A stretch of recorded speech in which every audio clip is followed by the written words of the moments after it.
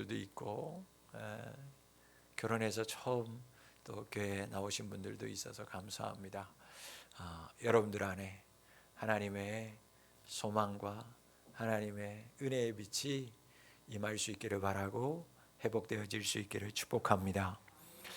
당시 바울이 개척했던 이 고린도 교회가 있었던 이 고린도 지역은 당시 헬라 문화에 있었던 그 그리스 지역 중에 대표적인 지역이었습니다. 즉 헬라 세계의 중심지라고 해도 과언이 아니었어요.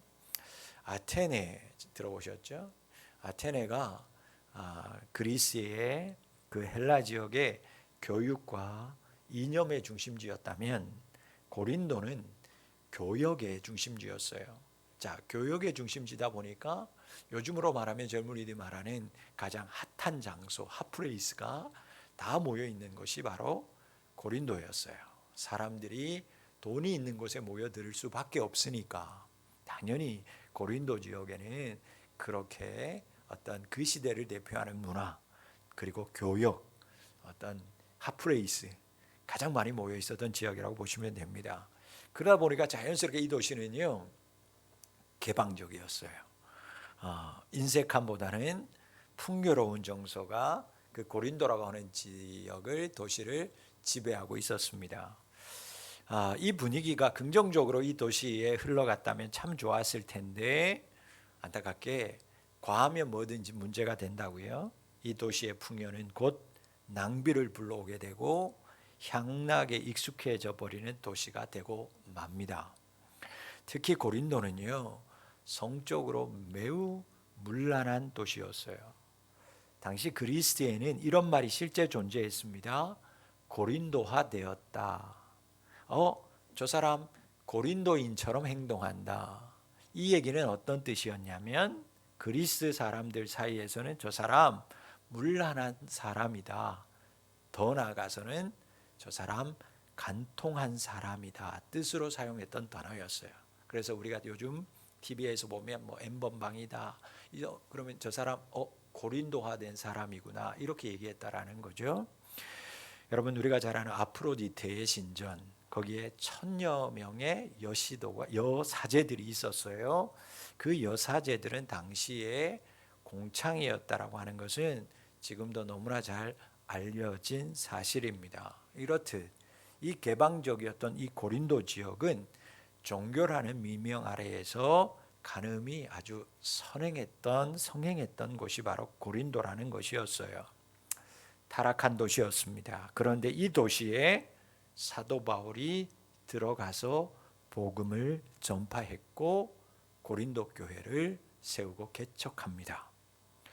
겉으로는 풍요로운 도시였지만 속으로는 낭비와 향락의 도시였던 고린도에 바울은 하나님의 말씀을 전합니다. 그런데 생각해 볼까요, 여러분? 고린도에 이런 고린도와 같은 도시에 정말 필요한 것이 과연 무엇일까? 여러분, 이 도시에 정말 필요한 게 과연 뭘까요? 저들에게 부족한 것이 있다면 과연 무엇일까? 겉으로 다 풍요로웠습니다. 아니 넘쳐나니까 낭비했었던 거 아니겠어요? 향락을 누렸어요. 즐기며 사는 도시였습니다. 여러분, 저들에게 진짜 필요한 것은 바로 하나님의 은혜라고 하는 거였어요. 풍요로워 보이는 도시에 부족한 것 딱 하나가 있었는데 그것이 바로 은혜였어요. 다른 것을 원하면 여러분 다 구할 수 있었습니다. 얻을 수 있었어요. 심지어 풍족했어요. 그런 도시에 찾아볼 수 없는 것 하나가 있었는데 바로 은혜였습니다. 그래서 사도 바울은 오늘 본문 3절 4절 말씀에서 그들에게 하나님의 은혜가 있기를 원한다라고 말하고 있어요. 여러분, 우리가 사는 세상은 어떤가요? 부족함이 없는 세상입니다. 우리 부모님들, 우리 할아버지 할머니가 세상을 사시던 그 시대에 비하면 여러분 지금은 풍족한 세상입니다. 마음만 먹으면 뭐든지 다 구하고 가질 수 있는 세상이에요. 여러분 예전에 버리는 게 어디 있었어요? 그런데 지금은 뭐라고 얘기합니까? 공공연하게 얘기합니다. 비워야 된다는 거예요. 버려야 된다는 거예요. 저도 아파트 생활을 하지만 아파트 생활할 때 우리는 이제 주일날 모든 쓰레기를 버리고 분리수거하는데, 퇴근하고 그리고 저녁에 아이들하고 늦게 저희들 버리러 가면 버리는 것보다 들고 오는 게 더 많을 때가 있어요. 아니 이런 걸 왜 버리지? 아니 이걸 왜 버릴까? 아이들도 신났다고 들고 오고요, 저도 필요한 거 들고 올 때가 더 많아요. 너무 부족한 게 없어요. 새로 생겼으니 아깝지 않은 거죠. 다 버리는 거예요. 여러분, 제 목회자실 가보셨어요? 고각으로 다 채워졌습니다. 너무 멋있어요. 제가 보기엔 그거 다 거기에서 제가 들고 와서 교회로 가지고 온 거예요. 이번 컨셉은 고가구다. 그렇게 잡고 놨더니 매주마다 고가구만 제 눈에 보이는 거예요. 그래서 사무실 그걸로 채웠어요. 여러분, 마음만 먹으면 다 가질 수 있는 세상에 지금 우리가 살아가고 있어요. 부족함이 없이 채워주는 세상이 되었어요. 그런 세상에 더욱 필요한 것이 과연 뭘까요? 하나님의 은혜인 줄 믿습니다. 여러분, 우리가 더 갈급해야 될 것은 하나님의 은혜예요. 여러분, 은혜를 구하고 은혜를 더 사모하는 우리 성도님들이 다 되실 수 있기를 축복합니다. 은혜는 하나님이 주신 선물입니다. 3절 말씀에 은혜와 함께 등장하는 평강이라고 하는 건 역시 여러분, 인간을 너무너무나 이롭게 하는 충만한 기쁨을 말하는 단어예요. 평강은 구약에서 뭐라고 얘기했어요? 우리도 지금까지 가끔 얘기하죠. 샬롬. 여러분, 이 평강은 구약에서는 샬롬이라는 단어로 쓰여졌던 거예요. 여러분, 샬롬은 그저 단순한 전쟁이나 싸움이나 아무런 걱정거리가 없는 어떤 상태를 말하는 게 아니에요. 여러분, 하나님이 말하는 샬롬은 절대적으로 선하신 하나님과 내가 하나가 될 때, 하나님과 내가 하나가 될 때 누릴 수 있는 조화로움, 그걸 샬롬이라고 얘기하는 거예요. 하나님과 내가 하나가 되어서 누릴 수 있는 충만한 기쁨, 그것이 샬롬, 오늘 본문에서는 평강이라고 말하는 거예요. 여러분의 이 샬롬이 평강이 있기를 축복합니다. 그런데 오늘 말씀에 여러분 보세요.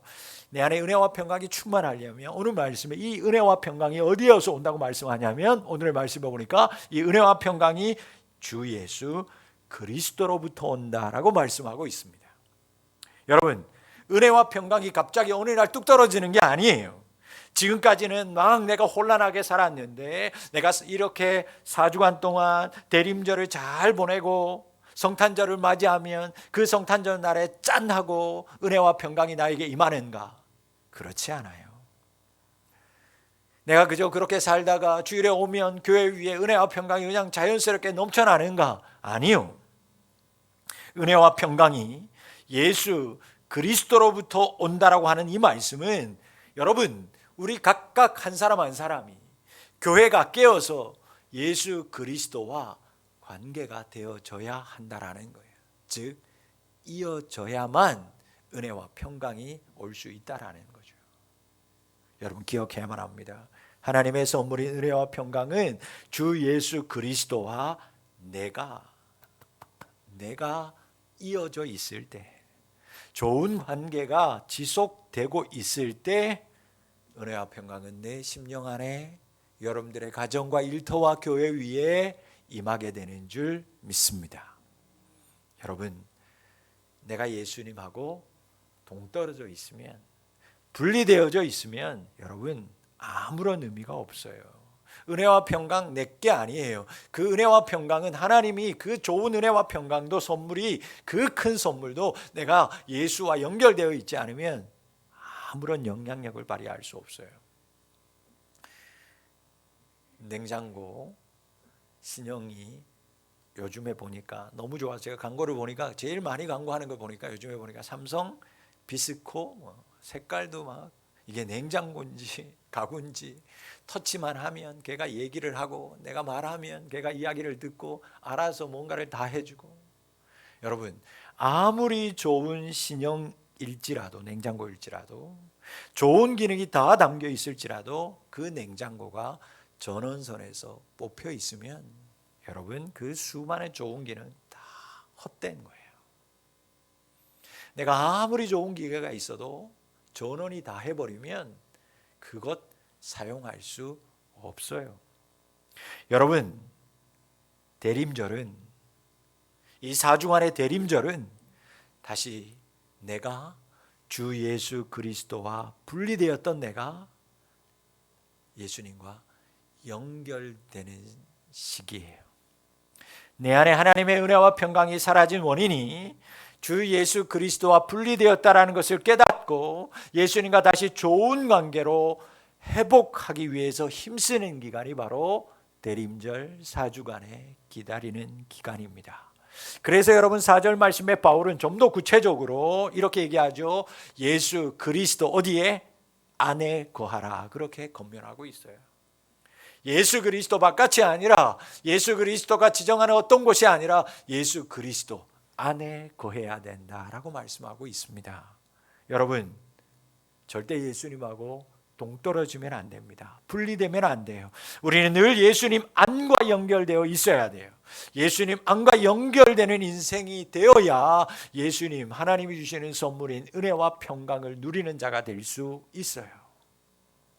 요한계시록 3장 20절 말씀처럼 볼지어다 내가 문 밖에서 서서 두드리노니 누구든지 내 음성을 듣고 문을 열면 내가 그에게로 들어가 그로 더불어 먹고 그는 나로 더불어 먹으리라.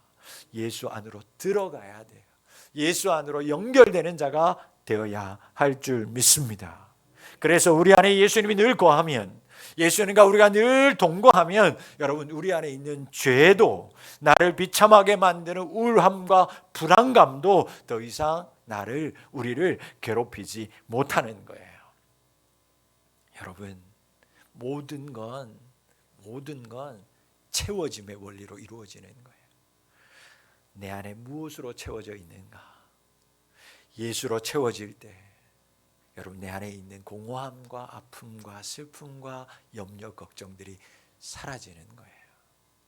예수 안에 연결되어만 우리 안에 있는 모든 연약한 것들이, 나를 괴롭히는 것들이 사라지게 됩니다.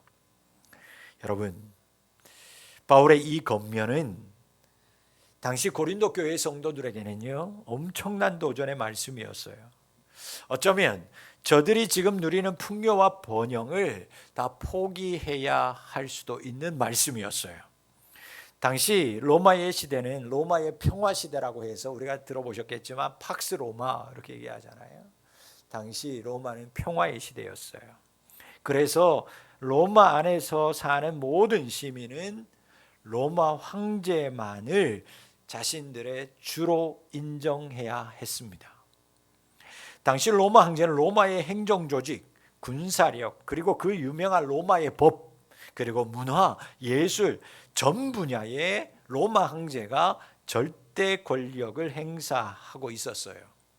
신의 존재였어요. 만인지상의 존재였어요. 그래서 여러분, 황제의 말을 들어야만 당시 사람들은 살아갈 수 있었습니다. 만약 황제의 말을 듣지 않는다면 불이익을 받아야만 했습니다. 모든 사람이 황제를 숭배하도록 강요받았던 시대였어요. 그래서 로마 황제는 사람이 아니었어요. 신이었어요. 그래서 사람들은 그를 신이라고 불렀습니다. 그래서 황제에게만 사용되었던 언어가 당시에 주라고 하는 단어였어요.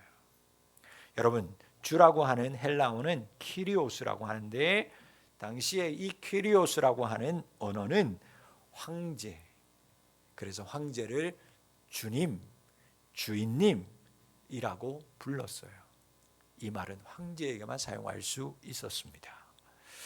여러분, 이런 시대적 상황 속에서 바울과 초기 그리스도인들은 그 주라고 하는 키리오스라고 하는 단어를 황제에게 사용하는 것을 거부하고 예수님에게만 사용하기로 결단합니다. 여러분 보세요. 왜 이 사람들이 목숨을 걸어야 하는 이런 무모한 행동을 했을까? 왜 불이익이 있을 것을 뻔히 알면서도 바울과 초기 그리스도인들은 이 주라고 하는 단어를 황제가 아니라 예수님에게만 사용하기로 결정하고 결단했을까요? 그들은 확신했기 때문입니다. 바울은 확신했습니다. 로마 제국이, 로마 황제가 제공할 수 있는 건 물질적인 풍요와 향락과 분에 넘치는 오락일 수는 있지만 그것으로 참된 기쁨과 참된 평안과 은혜를 경험할 수 없다라는 것을 알았어요. 바울과 초기 그리스도인들은 오직 생명은, 오직 은혜와 평강은 황제를 통해서 오는 것이 아니라 예수님을 통해서만 우리에게 주어지는 거라는 것을 그들은 확신하며 살았어요. 믿었어요. 그래서 바울과 초기 그리스도인들은 예수님을 주로 고백하기 시작합니다. 아니, 주로 고백하는 것을 넘어서서 그치지 않고 더 나아가서 예수님을 그리스도라고 고백하기 시작했어요. 여러분, 그리스도는 구약에서 메시아, 히브리 사람들이 메시아라고 했던 것을 이 헬라 시대의 헬라어로 번역한 거예요. 즉 메시아, 그리고 우리가 고백하는 그리스도 같은 말이죠. 구원자라는 뜻이에요. 여러분, 구세주라는 뜻이죠. 바울과 여러분 초기 그리스도인들은요, 예수님이야말로 구약 성경이 약속했던 메시아, 즉 그리스도이심을 믿었습니다. 현실의 풍요를 주는 지금의 로마 황제가 그리스도가 아니라, 주가 아니라 오직 예수님이, 하나님이 약속하셨고 말씀하셨던 구약 성경에서부터 대대로 약속하신 메시아라는 것을 그들은 믿었어요. 의심하지 않았어요. 초기 기독교인들, 그래서 주어진 부요함, 편안함을 여러분 거부하고 엄청난 대가를 치르면서도 예수님을 그들은 주로 그리스도로 고백했고 실제 그렇게 삶에서 살았습니다. 여러분, 이렇게 이들은 언제나 예수님 안으로 연결되었던 사람들이고, 연결되기 위해서 자신들의 편안함과 자신들에게 주는 풍요를 담대하게 거부했던 사람들이었어요. 여러분, 우리도 예수님의 관계가 다시 끈끈하게 연결되어야만 세상이 주는 풍요와 세상이 주는 어떤 즐거움을 거부하고 예수님에게 연결되어야만, 예수님이 주요, 예수님이 나의 구세주임을 날마다 고백하면서 살아야만 하나님의 선물인 생명과 은혜와 평강이 내 안에 넘쳐나게 된다는 것을 기억하실 수 있기를 바랍니다. 여러분, 세상이 제공하는 것 잡으면 얼마든지 편안하게 살 수 있습니다. 물질 만능주의라고 하는 이 시대에, 그래서 돈이면 다 될 수 있는 이 시대에, 돈이 황제가 되고 돈이 주가 되어버린 이 세상에서 우리는 지금 살아가고 있어요. 그러나 그 세상이, 그 돈이 나에게 평강을 줄 수 있을까? 절대 아닙니다. 여러분, 세상은 편안은 줄 수 있어요. 그러나 평안은 주지 못합니다. 세상은 재미는 줄 수 있어요. 그러나 기쁨은 줄 수 없어요.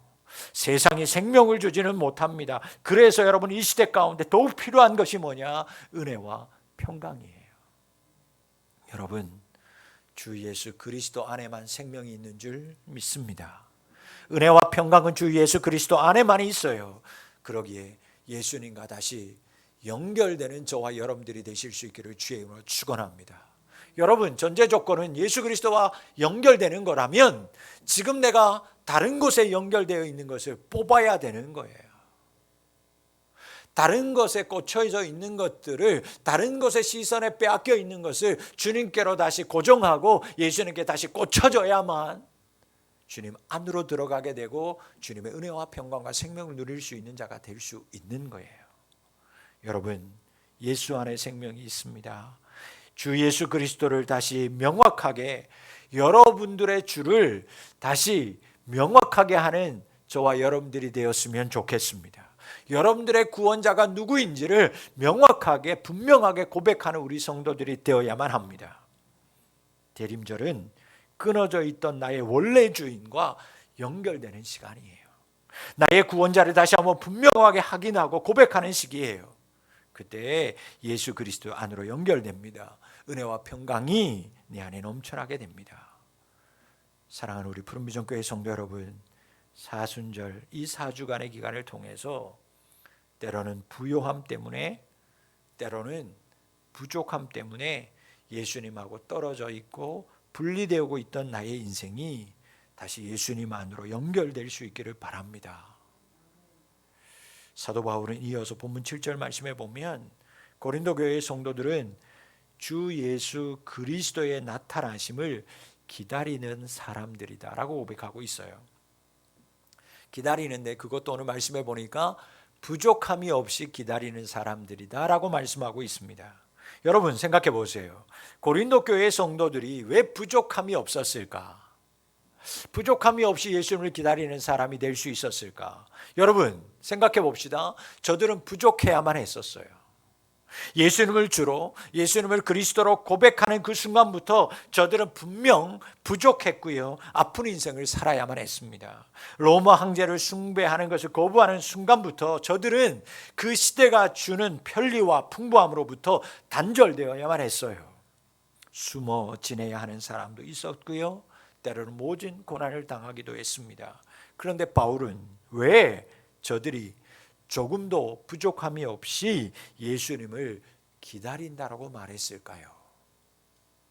여러분, 저들에게는 세상과 바꿀 수 없는 예수님의 증거가 넘쳤기 때문입니다. 그것이 6절 말씀에서 우리에게 말하는 거예요. 저들에게는요, 예수님의 증거가 있었어요. 그래서 그들은 기다릴 수 있었어요. 그러기에 그들에게는 은혜와 평강이 있었어요.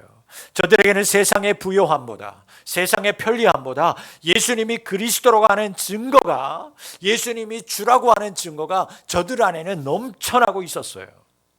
예수님을 주로 고백하는 순간, 예수님을 그리스도로 고백하며 사는 이후에 저들이 예수 안에 연결되고 예수 안에 거하는 삶을 살기로 작정하자, 여러분 그들의 생활은 불편했을지 몰라도 저들에게 예수님이 그리스도라고 하는 증거가, 그리스도라고 하는 주라고 하는 증거가 인생 가운데 넘쳐나기 시작했어요. 예수님의 말씀을 들으면서, 예수님이 행하시는 모든 일들을 그들이 직접 바라보면서 저들은 예수님이 그리스도라고 하는 것을, 예수님이 주인이라는 것을 확신할 수 있었습니다. 예수님 말씀했을 때 죽은 자가 일어났어요. 예수님 말씀했을 때 거친 풍랑들이 잠잠해졌습니다. 여러분, 예수님이 강구했을 때 오병이어의 기적이 일어났어요. 여러분, 예수님 말씀하니까 가나의 혼인잔치 집에서 물이었던 것이 포도주로 변하는 놀라운 기적이 일어났어요. 무엇보다도 예수님의 말씀대로 자신들이 순종하며 살았더니, 예수님을 주로 고백하고 예수님을 그리스도로 고백하고 그리고 그렇게 정말 살았더니 저들 안에 생명과 은혜가 넘쳐나는 것을 스스로 느낄 수 있었어요. 세상의 부요함을 쫓아갔을 때 느끼지 못했던 평강과 은혜가 저들의 인생 가운데 넘치는 것을 그들이 경험했어요. 몸은 피곤했어요. 배는 고팠어요. 그러나 그들은 행복했어요. 예수님이 그리스도로 가는 증거가 차고 또 차고 넘치는 삶을 그들은 살아가고 있었어요. 그래서 이제는 흔들림 없이 그들은 예수님을 기다리기로 작정했습니다. 예수님이 가시면서 내가 다시 올 거야 라고 했던 그 말씀만을 기억하면서 시대의 부요함을 따르지 않고 예수님을 그리스도로 따르면서, 예수님을 주로 따르면서 예수님의 다시 오심을 기다렸습니다. 여러분, 그들은 예수님이 그리스도로 가셨으니 다시 그리스도로 오실 것을 의심하지 않고 기다리는 사람이었어요. 마라나타, 이것이 초대 그리스도인들의 믿음의 표어였습니다. 그들은 마음에 새겼어요. 그리고 고백하며 살았어요. 마라나타, 주 예수여 오시옵소서. 이 로마의 압제 속에서 세상의 풍요를 다 거부하지만 그 깊은 카타콤 속에 들어가서도 주님의 오심을 대망하는 삶을 살았어요. 끝까지 그리스도를 부인하지 않았고 끝까지 자신의 주인이 예수님이라는 것을 부인하지 않으면서 세상의 풍요를, 세상의 즐거움을 단절했어요. 바울은 고린도 교회의 성도들은, 그리고 모든 초대교회의 성도들은 마라나타를 마음으로 새겼어요. 예수님 오시옵소서. 내가 보는 곳에서 그리스도로 승천하셨으니 다시 그리스도로 임하여 주시옵소서. 바울은 주님의 오심을 8절에서 우리 주 예수 그리스도의 날이라고 부르기 시작합니다. 우리 주 예수 그리스도의 날. 고린도 교회인들도 바울과 동일하게 우리 주 예수 그리스도의 날, 그날을 기다렸습니다. 사랑하는 성도 여러분, 이제는 우리 차례입니다. 우리도 변함없이 그날을 기다리는 성도가 되어야 할 줄 믿습니다. 우리에게도, 여러분과 우리 교회 가운데서도 예수님이 그리스도라고 하는 증거가 매일매일 쌓여야만 합니다. 여러분의 인생 가운데 세상의 즐거움을 따르는 그것을 거절하고 내가 예수님을 주로, 예수님을 그리스도로 고백하며 살았을 때 그리스도가 내 인생의 정말 주인이요 그리스도인 그 증거가 여러분들의 인생 가운데 쌓여야 합니다. 그래야 기다릴 수 있습니다. 여러분, 아무것도 없이는 기다릴 수 없어요. 어떤 증거도 없는데 어떻게 기다릴 수 있어요? 증거가 있어야 우리는 기다릴 수 있어요. 그 증거는 여러분들이 예수님을 그리스도라고 고백하고 그렇게 살아갈 때, 세상의 부요함과 세상의 것들을 거절하고 하나님이 나의 주인임을 고백하며, 그리고 실제 그렇게 힘들지만 살아갈 때 여러분들 안에 분명히 예수님이 주인이요 그리스도인 증거가 쌓이게 될 줄 믿습니다. 세상의 그 어떠한 것이 흔들고 유혹해도 거뜬히 부족함 없이 주 예수 그리스도에 나타나시는 그날을 간절히 기다리는 우리 성도님들이 다 되실 수 있기를 주임으로 축복합니다. 그렇게 예수님의 오심을 간절히 기다리는 사람은 8절의 말씀처럼 그날이 되어도, 즉 예수님이 오시는 그날이 되어도 그분 앞에 설 때 책망할 것이 없는 자로 하나님이 견고하게 붙들어 주실 줄 믿습니다. 여러분, 그래서 예수님을 기다리는 사람이야말로 건강한 사람이요 단단한 사람이에요. 부끄러움 없이 예수님 앞에 설 수 있는 사람이 과연 얼마나 될까? 예수님이 임재하실 때 여러분, 세상은 세상 말로 뒤집혀질 거예요. 다 숨기 바쁠 거예요. 다 무서워 떨 거예요. 그러나 그 예수님이 오시는 그날에 예수님 앞에 떳떳이 설 수 있는 사람이 오늘 있다라고 성경은 이야기합니다. 그 사람이 누군가? 예수 그리스도가 오시는 그날을 사모하며 기다리는 사람. 예수님을 주와 그리스도로 고백하면서 이 세상에서 그렇게 실제로 살아가면서 예수님을 기다리는 사람은 하나님이 그 사람들만큼은 예수님이 오시는 날 예수님 앞에서도 부끄러움이 없도록 견고하게 붙들어 주실 것이다 약속하고 있습니다. 여러분, 부끄러움 없이 예수님 앞에 설 수 있는 단단한 사람, 야무진 사람, 그리스도인들이 되실 수 있기를 주의 이름으로 축원합니다. 여러분, 그날이 되면 확인받게 될 거예요. 지금은 진짜일까? 지금은 진짜 과연 그럴까? 그러나 그날이 되면 여러분 확인받게 될 것입니다. 예수님 기다린 사람은 견고한 자로 예수님 앞에 서겠지만 예수님을 기다리지 못한 사람은 숨거나 부끄러워서 도망가게 될 것입니다. 여러분, 슬기로운 다섯 처녀는 신랑이 올 것을 굳게 믿고 시간이 지났지만, 아주 오랜 늦은 시간이 되었지만 그들은 끝까지 기다리는 사람들이었습니다. 그러나 어리석은 다섯 처녀는 예상한 시간보다 신랑이 더디 오자 더 이상 신랑을 기다리지 않았습니다. 그 사이에 신랑은 도착했고 믿고 잘 기다렸던 사람만이 잔치집 안으로 신랑과 함께 들어가서 그 신랑과 함께 즐거움을 누리는 자들이 될 수 있었지만, 어리석은 다섯 처녀, 기다리지 않았던 그 사람들은 당황했습니다. 그 사이에 문은 닫혔고요, 저는 문 밖에서 후회하면서 눈물을 흘려야만 했습니다.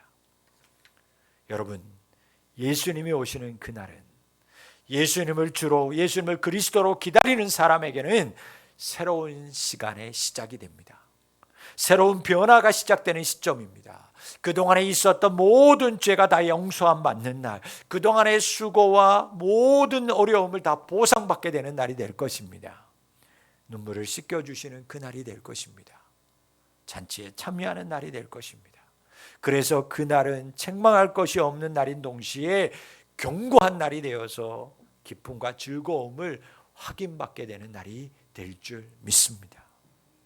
여러분, 고린도는 이미 물자와 자원이 풍족해서 결핍과는 어울리지 않는 도시였습니다.